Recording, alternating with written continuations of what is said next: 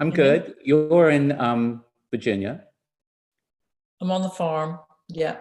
You're in Minerva Farm in Virginia, and I'm in Maida Vale in London. And Mhm.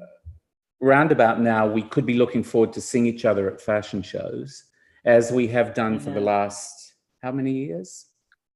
Do we want to actually say Uh, years? I think 35? it's like something like 1987, 88. Isn't that Yeah, it? yeah. Is it about that? You were at the Detroit Yeah. Free Press, No, Detroit News. Detroit Detroit News. News, and I was We at met at Toronto the Life Panera. Fashion Magazine in Canada, in Toronto, Canada. Um, and we could never have anticipated what's happened to the world because it's this, we read about things like this in history, and Mm. you know, our industry has been so savagely impacted by everything that's happened. And it's great that we're talking today because I subscribe to New York Magazine, and you write for The Cut, the New York Magazine, and you Hmm. have just done this enormous piece interviewing designers about the here and now of their lives and the future of the industry. And that's exactly what we're supposed to be talking about today. So that's perfect. So, Oh, good. Good. so I can just say to you, tell us what you've been doing with designers for the last. Well, I mean, it started out, Stella Bugby, who runs the Cut. We were talking in late April, I think, about like, what do we want to do for the August book? And it ended up being part of the main magazine in the preview section of what's happening in the fall. But anyway, we started talking about that, and I said, I want to talk to the leading designers, the big creative minds. And where are we sort of going? I mean, it just feels so different even now when I think about how we all felt, on March 2nd and March 3rd when we were still in Paris and winding up with, you know, the Balenciaga show and the Vuitton show and those last days, and it felt so innocent. But then it felt quite different by the end of April, obviously, with Europe all shut down and the US, at least New York, shut down. And so anyway, everybody, it's Raf Simons, Marc Jacobs, Nicolas Jesquier, Mucha, Raquel Cuba. There's 12 or 13 in all. And so everybody was home. So I had lots of time to talk to them, and they had lots of time. And we talked in some cases 3 times over the summer, or we texted, or we had emails, that kind of thing. So it was fun. Now, was there any consensus among these people Well, about what the future holds? I think they all have a different view specifically of how people will probably want to dress. Some bring that out pretty clearly, like Nadege at Hermes. I think a lot of people are really concerned, like what's going on with the fashion system. People have been talking about that ad nauseum for a while. So that came up a lot. Raf had a lot to say about that. I think they certainly spent the month of March and April thinking a lot about this. Marc Jacobs a lot, and he put some of that up on his Instagram too. Coming off that incredible show that he did in February in New York, and just thinking, and he had to lay off people on his design team, and others had to take salary cuts, and that's a problem across the industry. And so they were talking a lot about that. And then of course Alessandro from Gucci, brought his Instagram out. When was that? Mid-May, saying we're going to go to two meetings, two runway shows a year. So I think a lot of this stuff has been brewing, and the bottom line is, I mean, to me, I think it comes through in the pieces. It's all an individual choice, Michael Kors has made his decision what he's going to do. I think Gucci's made their decision. But, I talked to Michael Burke for this piece, who's the CEO of Vuitton. And, they're going to, he thinks that the traveling runway shows the future. So all that concern about, how big the shows, I think in the long run, we'll see in the short run, we'll see a pause as we deal with the pandemic, and we don't know what quite the end game is on that. So I think we've seen a lot of experimentation in the last 6 weeks, 2 months with digital shows and presentations, and I think going forward, it's a huge industry. I think that's the thing, that as bleak as it seems, it is a huge industry. And I think that the recession, as steep as this one is, if you look at the numbers, at least on the luxury end, it's 6% compounded annual growth over the last 20 years, with one bad year, which was 2009. Obviously, this is going to be a bad year, but it sort of suggests that down the road, a year from now, who knows what it is, but that it will resume its pace. That would be my guess. But that pace, I find it interesting that people are talking about in every endeavor, actually, people have said that this has been 5 years worth of change in 5 months. So actually the scenario that people envisaged in all their businesses was a fairly negative one, or else one that acknowledged that everything needed to change, but the change wasn't coming until something as radical as a pandemic forced it to happen. And, in fashion, we've been talking for years about what needed to change. Everybody knew what was wrong with fashion, but it didn't change. And what had to happen was this absolute disruption, this kind of global interruption in the normal scheme of things. And I do not see,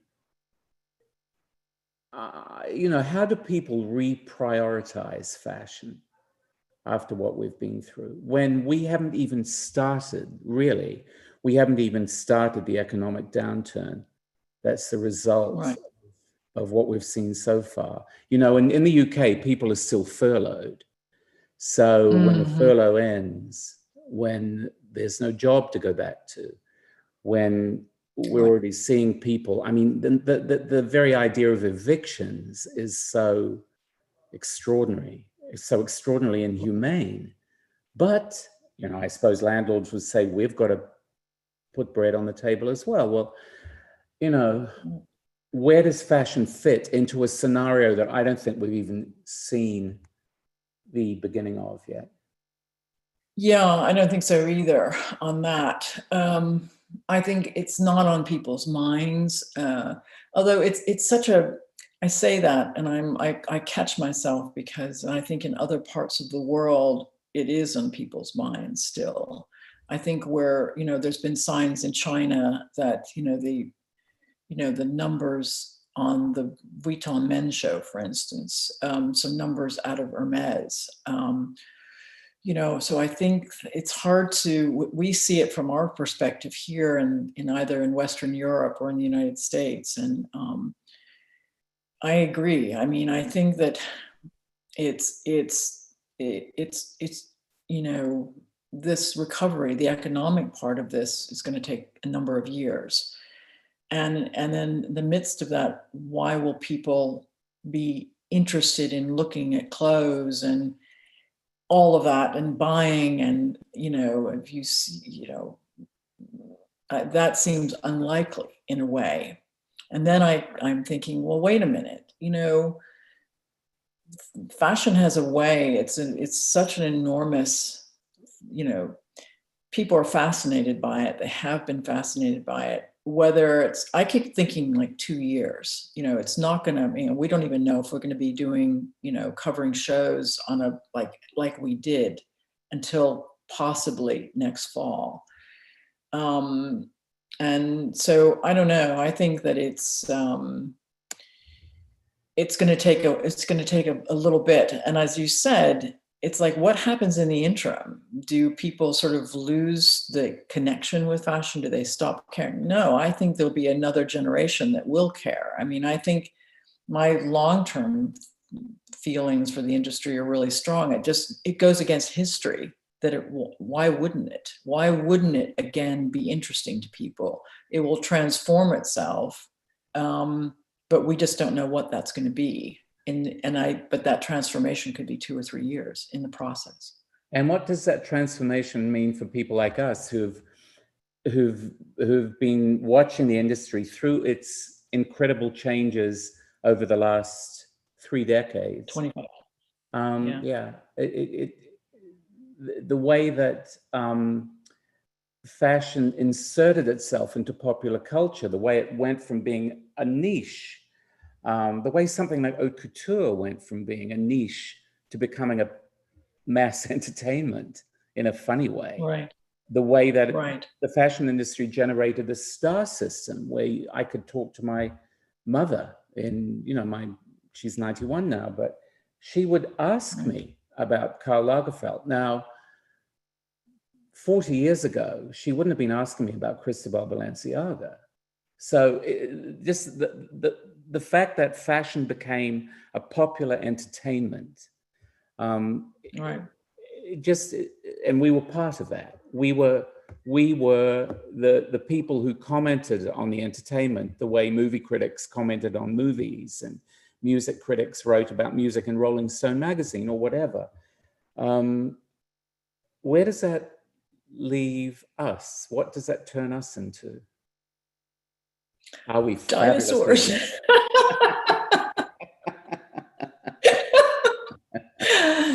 No, I mean, I love it. I love it. I love the whole pattern of this. I love it. I was watching you yesterday when you were talking with Lauren and Rachel and Robin, and I was thinking like, gosh, it's the big sweep of fashion history. It's like, if you think of how it was in the 19th century and the 18th century and what we've gone through and what we got to see in the 20th, and all the changes in the craft, and there have been incredible writers all the way back to the 1830s. At least there was an amazing writer in the 1830s who's hard to even top today, the way she covered fashion. There's great, and they all did something different. They all, I think of the way some of the early journalists in the 20th century they documented every little scrap of fabric that everybody wore. You need a dictionary to understand what the frig they're talking about in some of those early fashion, columns that came out of France in the 19th century and were distributed all over the world by early forms of, like, they weren't Condé Nast, but they had that same setup of, the Russian edition of something and the US edition and the Bon Ton. What? Is it Bon Ton? No, it was before Bon Ton. There was like a whole bunch of I forget the names of them, but they're in the 1840s, and they came out of Paris and Berlin.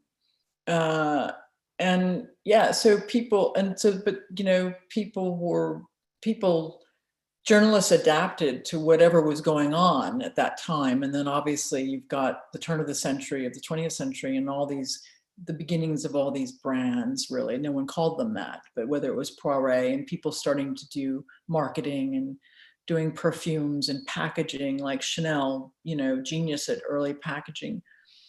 All that stuff, it's just that,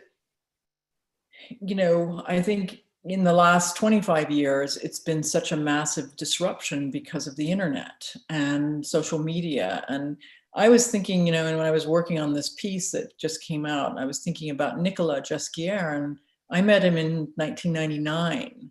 And, we would all go to the shows that he did at the Convent de Cordelier. How do you can never pronounce it? You know what I mean? Over near the Cordelier, Couvent de Cordelier.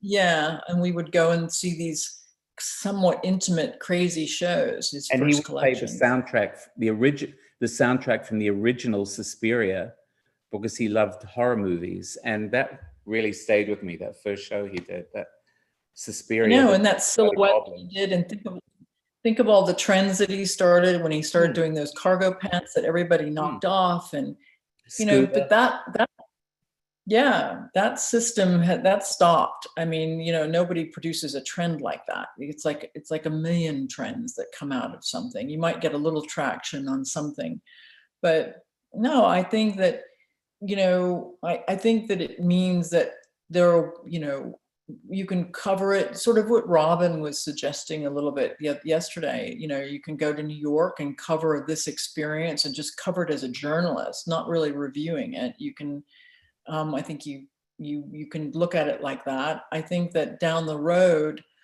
I mean, I think it's going to be an adjustment for everybody covering fashion. I certainly think it should be covered. I think it's such a massive industry. It's also, as a form of creative expression, it's really hard to beat. I mean, when you look at the last couple of seasons, you know, whether it's at Mark or Balenciaga, what's coming up with Raf and Mucha, these shows actually, you know, there's a huge, you know, audience for them, but they are a reflection of culture and what's going on. And I don't think that ever changes. And I think there's also a young audience that continually comes in. You know, I'm sort of half joking about the dinosaurs. I mean, I just think it's the nature of the evolution of things. There's always, you know, I'm fully confident that someone else is going to come along, and other writers, a young Timmy and a young Cathy, and they're going to come in and they're going to look at it totally differently, and they're going to also just write about it differently. Now, you mentioned the internet as being the moment where things change, but actually it was way before the internet that people like you started to write about fashion in this serious, convincing way that created a whole new audience, I think, that was timed in a funny way for the arrival of fashion on the internet. So there was a whole new audience. I think that kind of reached a point where style.com came into the picture, and people would read critical evaluations of fashion shows in a way that they had never done before. And there was a sort of, for the first time ever in writing about fashion, there was actually a pantheon of people that the industry could refer to. I don't know, before then who? I mean, really, like, there was never a kind of a cabal of fashion writers like there was in the art world or movie critics. There was never a Pauline Kael of fashion criticism, was there? Yeah, Kennedy Fraser. I don't think Kennedy Fraser was a critic. I thought she was a commentator, though. She didn't go to shows and write about. I mean, I agree that she wrote was on her own. She was sui generis, if you will. Yeah, or Lois Long before her. A.B. Dorsey. You know, A.B. was really funny. She was hilarious. When she wouldn't get invited to a show, she wrote a famous review about going to the hairdresser instead.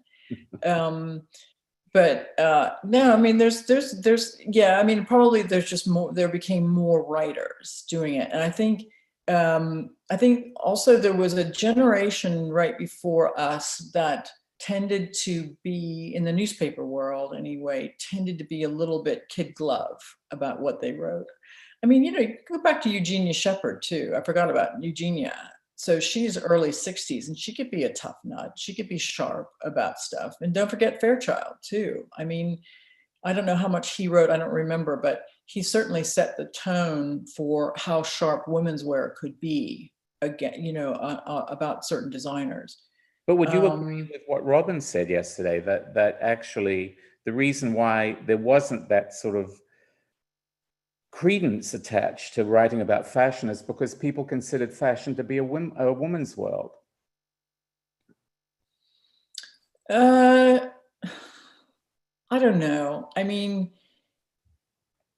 I think that seems like, yes, it is. It's the irony of the whole thing. It's like, you think about men's fashion, I mean, men really were up until the middle of the 19th century, men were all the risk takers until the invention of the suit, the modern suit. And then they got a uniform, and then they stepped out of fashion, and it all ended up on women.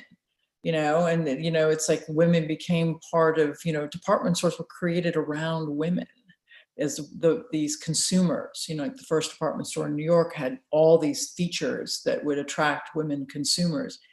And then it became our burden in a way, our blessing and our burden, because we could express ourselves in clothes in the way that men couldn't, because they were wearing suits, just plain old dark suits. And they didn't want that association with frivolous fashion. So, yeah, and it's funny because I think of all the writers. I mean, Gloria Emerson was a great writer at the New York Times in the 60s. I mean, whenever I need to go look at something to understand about fashion in the world of 1968 in Paris, I go see what Gloria wrote about. She was so sharp. But she hated covering fashion. It was stupid. She thought it was, the only way she could get to Paris. So she took that job, and she really, she ended up covering the Vietnam War for the Times. So yeah, it does have that association, but I kind of disagree with Robin about that. I think that shifted a lot. I think it's on an individual basis. Writers came along and they showed it could be a serious thing to write about. You could write about it with humor. I don't know. I think it changed a lot about that. I never felt that. I never felt like, it wasn't. I always thought it was sort of my job to reach those guy readers, the men or women really, who didn't have any interest in fashion, who just wanted to read it to know what's going on or to be slightly amused. Well, but I think that the coverage of fashion reached a critical mass around the same time as the written coverage of fashion reached a critical mass around the same time as the other forms of coverage of it elevated. I think when fashion became this kind of swirling star system in the early 90s, I think that was a real moment for covering it for people, where there were voices like yours that suddenly excited followings. That Gloria Emerson, I'm sure she was a fabulous writer, but I doubt that she excited the kind of following that you had covering fashion in the early 90s. That's when people wanted to read about fashion, when they didn't have to be persuaded to, when they sought it out and they wanted to see what people thought about someone like Versace, who they'd never heard of before, or my benchmark is always my youngest brother, who reduced the fashion industry to Armani perfume, Versace murdered, Tom Ford. Oh, I don't remember how we'd never heard of Tom Ford. But that's really, the fashion industry came down to like some pretty basic notions. And I think it kind of expanded so radically in the 90s.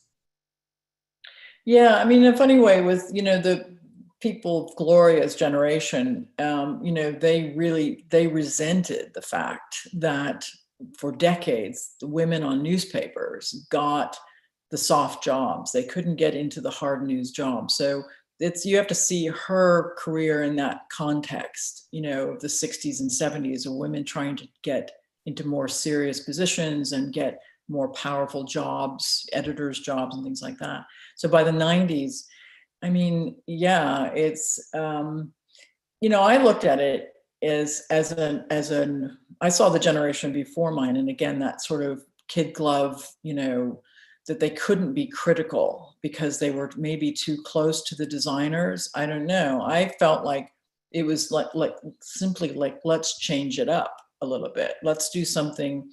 And also I kept thinking that it should be like baseball. You know, it should be, you know, it's like if you're covering the baseball season, it's no different. Or if you're the boys on the bus, which is the name of a book on political coverage. Doesn't necessarily mean it's just about boys, but yeah, that you can write about it as a play-by-play, and that you're covering these designers season after season after season. And I think, yeah, I think that the audience started to get more, you know, I think the face had a big deal. I think that changed a lot of things for the industry. You know, it brought a different crowd of people in. The magazine, the face. The magazine, the face, yeah.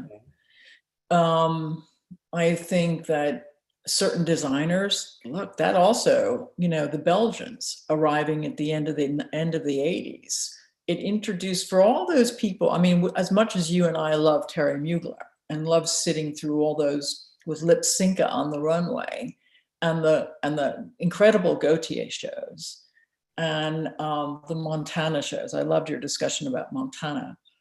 I will always remember the sound of feet on the wooden floor at the tents in the Cour Carré, and all the no smoking signs and everyone lighting up, you know, and sitting in the back and watching those incredible performances that he gave. Yeah, I mean, I think that that was a big generational shift when those guys came in, the Belgians, that is. And then you have Helmut. So it kind of, you know, you bring in and also it became the beginning of the era of stylist too. You know, I think of the Melanie Wards came along in the 90s, started becoming aware of the stylist. So it goes back to what you're saying, all these different personalities, different people playing a role in fashion. But that also, I mentioned cable television, when cable TV started covering fashion, same time. And it was interesting because, Elsa. you know, I Elsa was... Clench. The what? Elsa Clench. Oh, Elsa. And then Jeannie Becker and then Fashion File, which I did. But, you know, I was dealing with management who loved the look of a Vivienne Westwood show or a Betsy Johnson show online. And they didn't like the look of a Helmut Lang show so much because it really wasn't anything happening. There weren't cartwheels and there weren't huge skirts and there wasn't Naomi Campbell falling over in like 6-inch heels. And I think that in a funny way, that had a big influence on fashion too, because designers started playing to the gallery. And you had people like Isaac Mizrahi who would do a show which looked fabulous on television. And you had designers Galliano, Gautier, and then later on McQueen shows looked amazing on TV. Designers like Helmut, Montana, less so, because as I was saying yesterday, the incredible stillness of those shows, where you wanted to kind of, watching them on TV, you wanted to press kind of fast motion to kind of just get it all going. That was a kind of weirdly divisive moment too. And, you know, I remember Lee Edelcourt, how would you describe Lee Edelcourt?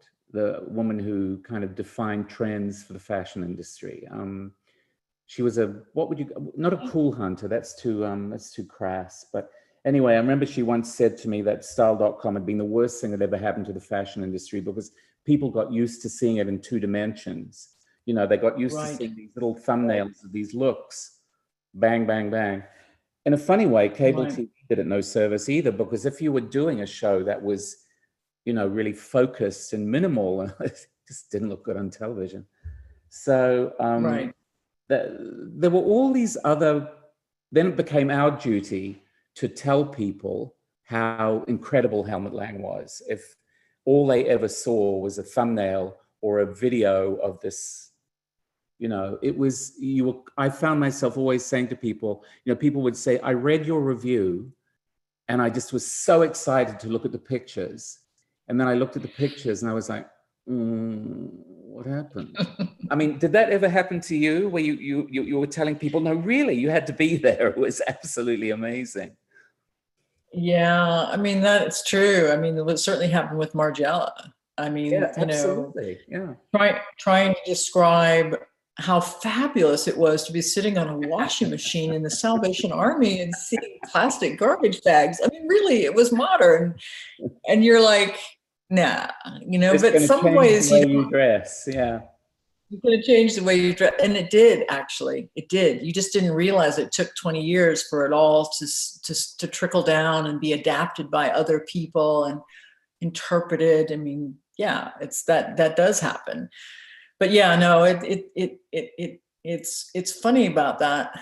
It's like, yeah, there's always that thing with fashion. I mean, I think it's what we also really like. We, meaning the writers and the, you know, the people who work in studios, the stylists. I mean, some of my favorite conversations have been, you know, like, I'm thinking like 7 or 8 years ago of going up to see Lagerfeld at Chanel and running into Amanda Harlick. And Amanda says, and she's sussing out the show that, let's say it's one of Nicola's Balenciaga shows. And I have my take, and I'm like crazed about how fabulous it is and wonderful. And then there's Amanda breaking it down from a whole different perspective.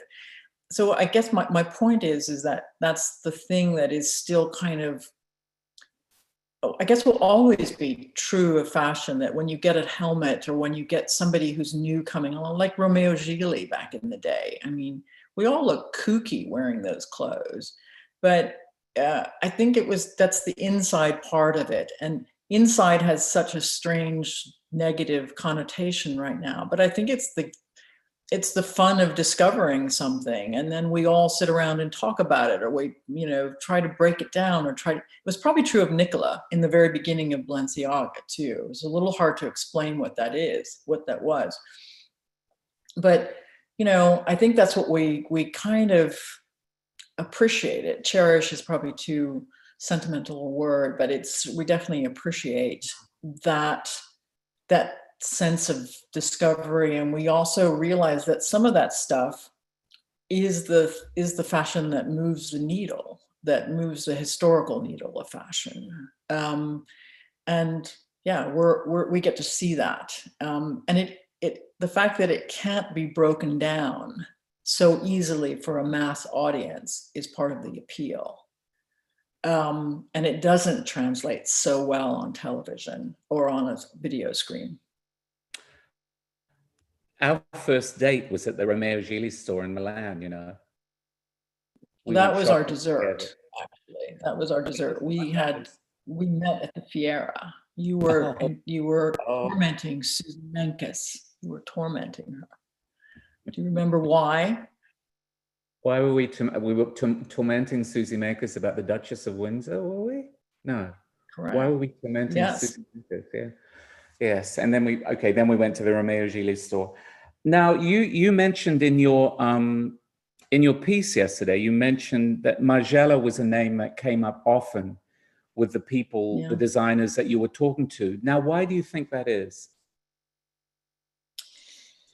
I think his name comes up a lot, in among fans of fashion as well. I've noticed it going back a few years. People would always say, young designers would say, you know, my two goalposts or my two gods in fashion would be Alaya and Margiela. You know, designers who kept their vision, designers who stayed the course, who you know, were pretty much independent until the end of their, you know, their careers. You know, who did the actual cutting and sewing and the design itself and all of that. I think that, you know, I think the Margiela movie, the documentary, has been out for about 9 months or so, 6-9 months. So I think that's sort of, he's uppermost on their minds. I think that's probably it. That's probably the immediate peg is, you know, that's what you know, Mark brought it up. And I think also, you know, they probably, you know, the exhibit wasn't that long ago. I know Mark went to that exhibit. I ran into him there, but I think that the one that was in Paris 2 years ago, I think about 2 years. So maybe he's, you know, But maybe what does designers look at. you know that there is a talking about the future of fashion media, which is our alleged topic today. There are two strands of thought. One is that people are going to be looking for forever clothing in to reassure them as they descend into their bunkers. The other is that people are going to want to celebrate extravagance and excess and escape. Now, I don't know where, it's a weird thing is, I don't know where Margiela fits on that spectrum, because there is something obviously incredibly cerebral about what he did, but at the same time, there is this sort of primal sensuality in a lot of what he did. You know, the wrapping of the body, the hair, that hair, which was, it's like sort of witch doctor ritual. I mean, fashion is ultimately a very fetishistic ritual. Right. And it can be, obviously, it can be a ritual that celebrates transcendence, or it can be a ritual that is all about grounding you in some kind of primal, you know, roots. And I think Margiela actually straddled those two worlds.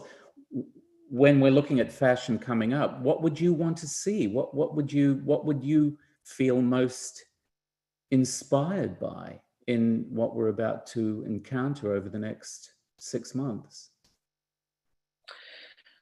Well, I really think that, you know, that there will be a feeling of a pause going on. And I don't have, I think that people are going to be, designers and fashion houses are going to have so many limitations, either in production, either in distribution, whether they can get the fabrics they want, whether they can have a customer.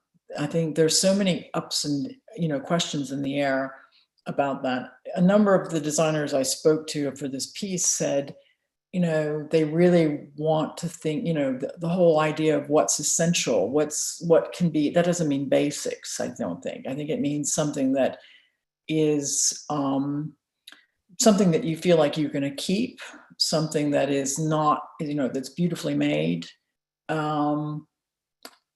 You know, Nadege spoke about things that people are going to be still close to home. They're not going to be traveling as much.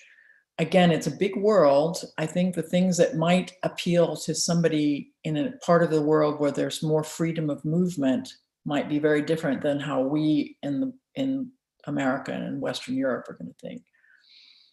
I do think that over this would be just, it's purely a guess, but I think it just makes sort of logical sense to have things that are a little bit more, I don't know, what's the word? You know, I don't mean about wearing sweatpants and being comfortable. I think people are going to be sick to death of that stuff. I think we're sick of what we're wearing now. You know, it's like, it's kind of was cool in the beginning, but now it's like, I don't want to be in this kind of stuff all the time. I want to, you know, I want to go out. I'm sort of with Mark. I want to go out, and I'm not going to go out in his platform shoes and his spangles and all that, but I get what he's saying. I think that in a couple of years from now, when the pandemic is behind us and the economies are starting to recover, you know, I think all of the protest, I think that this, whether it's from Black Lives Matter or whether it's about the environment or sustainability, there's a lot of protest across the board. People are, I think that you're going to see this, I hope, an explosion of self-expression. I wonder, like, you know, how much of it will be led by designers and how much it will be led by all these different groups of people, tribes of people, you know, someone on the internet, somebody off. I mean, I find that really interesting. I mean, the big brands will be able to sort of hog the market because of their size and their, the brand association that they have. But I don't know. I really think I think things are going to be kind of calm and quiet, I guess is what is the answer for the short term, and very loud and expressive after that. Once people start going out, go to the theater, go to a restaurant. Are you going to walk into a restaurant in New York City once the really good restaurants can open, which we don't know when that is, or in London or wherever you might be, Los Angeles? You're going to want to look great. I can't imagine you wouldn't want to. Aren't you hearing glimmers of a different approach to dressing? The way it used to be when you dressed for dinner, for example. And people Right. ritualizing their everyday. We know that already. We know from people cooking. We know from people making handcrafts. I think that's one thing that Jonathan Anderson has isolated beautifully. This interest that people have in making things to fill. It's not filling their time. It's actually, and it's not even going back. It's going forward. But the notion of changing during the day. So I've heard about dinner parties. It sounds decadent, but I can appreciate the kind of inspiration where people are wearing couture for dinner in their houses. And nobody sees them except them and their bubble of friends, the bubble you're allowed. Couture, whatever their equivalent of couture is. But this is the way things used to be. And, your life was fairly stratified and you could infuse fairly basic activities with significance by the way you dressed for them or cooked for them or whatever. And I think that's rather a lovely idea, that if this shadow that's hanging over us doesn't pass, if it goes on mutating until it eventually creates this dome over the entire world, like a sort of Stephen King book, which is kind of turning into anyway. I can't decide whether it's the stand or the dead zone or what's going on, especially in America. But I could see that you dial down. You're not. Oh, I'm not going to go to Tokyo for the weekend, which I used to do. I'm going to sit in my house and make my house special with whatever, with pictures on the wall, the clothes I wear. I could see that becoming a new focus for people. That actually they take pleasure from real things rather than extravagant diversion. Yeah. I mean, I think what you're saying is true. I can see that. I can see it happening too. I mean, you sort of think like, if you think of going back to the 90s, late 90s, when all the luxury wars started, the buying up of all the houses, the old names, between the Arnauds and the Pinots and Tom and Ford and Domenico De Sole and that whole thing that happened. And then it all became about it bags. And now it's about, and that sort of fed something that and it kind of got away from the idea of like great dressing. It was like, okay, people were saying, everybody's busy. They don't have time to, they don't have the knowledge that they used to have about clothes and blah, blah, blah. And then it became all about t-shirts and sweatshirts. And, this is a very complicated conversation about, how these brands are structured and what they sell. And some of that is in the piece that we wrote too about, Demna speaking about it and other designers. But, I think as humans are, there's this natural thing about wanting to feel better, and it won't be true. I mean, people will do it in many different ways. I mean, whether it's someone who does it conservatively and just has an incredible jacket or a incredible suit made, man or woman. I think there's going to be, I think that you'll see a lot of that. I just think that, and how long that will last, who knows? I mean, I just keep reminding myself that it's a huge world, and that it is that that the way we might think about something. And also, let's face it, the luxury industry really depends for its growth on new customers, and that is the biggest portion. I mean, those people have seeking some, whether it's aspiration or whatever it is that's motivating them, but something that's gorgeous in their life, something that's flashy in their lives, that's going to keep propelling things. But I don't know. I think that I think there is going to be. I just think it's going to take a while. We're not going to see it right away. And I live in a Stephen King world. I live in a world of that things will get better because it just stands to reason. I'm watching Lovecraft Country and I'm loving it. What do you think Carl would say about all of this? I'm really curious about what he would be making of this situation right now. It's ghastly. Yeah, I mean, I can't imagine. He'd have so many funny, strange thoughts. But he had such a grasp of history. And what we're seeing right now, we obviously, because we're in it and it's unique to us, so we feel, oh my God, this has never happened before in the course of time. But you look at it and obviously it's happened over and over and over again.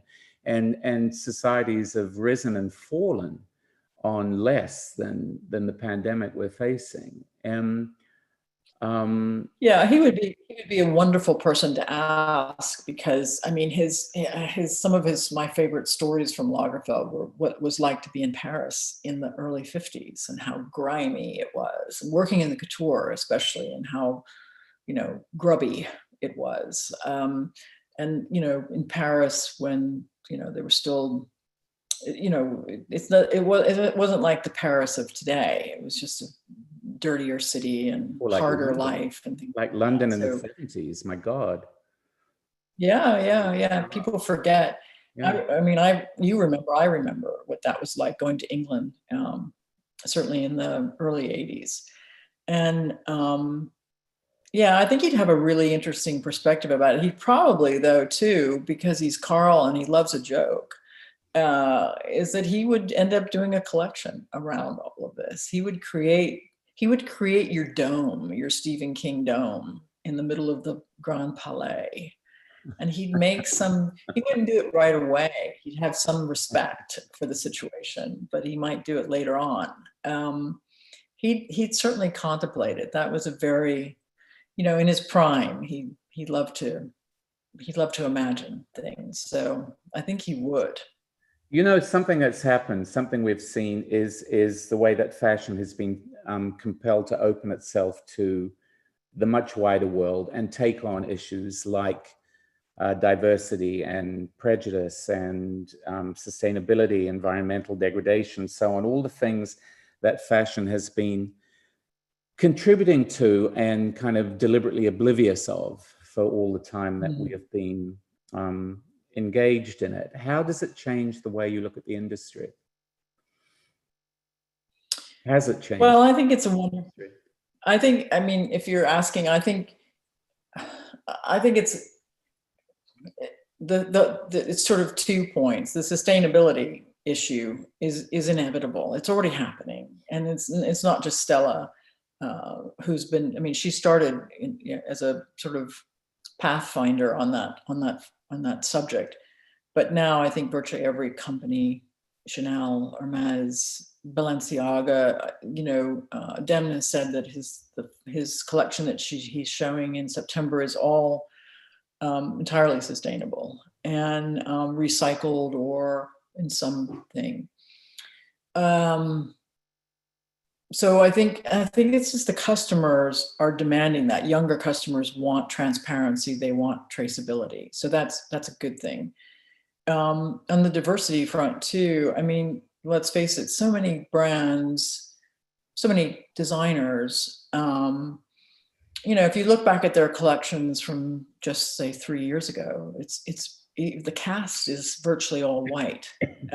So that's a problem. I mean, they've already started to address that, but I sort of also think that you're not going to see, I mean, that's great. I don't want to minimize that. I think it's important to represent on a runway and in advertising, and they all can do better. I think they've been moving in that direction and they should move more. But the real change has to be, you know, in at the director level, at the executive level, at the chief, at the creative designer level. I think, you know, I think that's the, you know, we sort of forget what, you know, Paris fashion, if we're looking at Paris, you know, it's sort of still the capital of fashion, you know, in terms of all the different voices that it represents, but mostly they've been Western voices for the last 50 years, except for the Japanese. And they've been, and I don't just mean in terms of nationality, but a perspective that is also non-Western. And that is so hard to bring into it. I think that Demna has done a great job in the last couple of years at Balenciaga, bringing in something that feels quite different. I think that there's tons of opportunity. And I think that's what's going to keep fashion really interesting. I mean, Michael Burke was sort of making this point when we were talking. He said, you know, you think back like 25 years, 30 years, it was pretty much, you know, a French, you know, speaking about just Paris, it's just pretty much of a French situation, French designers, French houses. And, you know, and then when Galliano and McQueen, you know, started coming into the LVMH world, and other designers too, I think we can still go, there's just tons of room about where fashion can go. And I think it makes it more interesting in the long run. But I think that hopefully will accelerate in the next. It's funny to me how McQueen looks like an outlier, though. You know, to me, you go back and look at all those shows, and he looks like such an outlier. And in what way? What do you mean? Well, just all those issues he took on that I think probably we're confronting them now, but he was so, even in that moment, we weren't aware of how on top of a lot of really fundamental questions he was how he was provoking the orthodoxy all the time. And I mean, he was kind of revolutionary, I guess. If fashion had a sort of Marat figure, you know, he was the Marat of fashion in a funny way, no, in a real way. And I think that's what we're on the brink of now.